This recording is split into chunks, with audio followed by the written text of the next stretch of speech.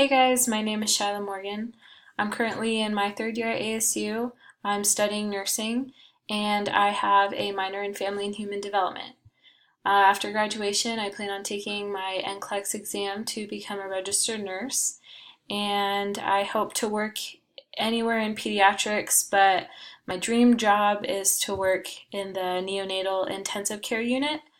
Um, I currently volunteer at my local hospital in the NICU and the pediatric ICU, which has opened so many doors for me, I guess. It's really awesome. In my free time, I really like to, I really enjoy hiking different places around Arizona, and I also really like to travel a lot. For the past 2 summers, I've actually had the opportunity to travel to Honduras with ASU's medical chapter of Global Brigades. Every summer we go for 1 week and we open a free medical clinic to the rural communities in Honduras.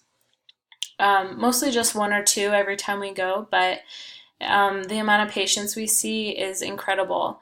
Um, there we get a lot of contact with speaking Spanish in the medical profession, especially during triage. We get to talk one on one with the patients about their vitals and get their height and their weight and stuff like that before they go and see the doctors.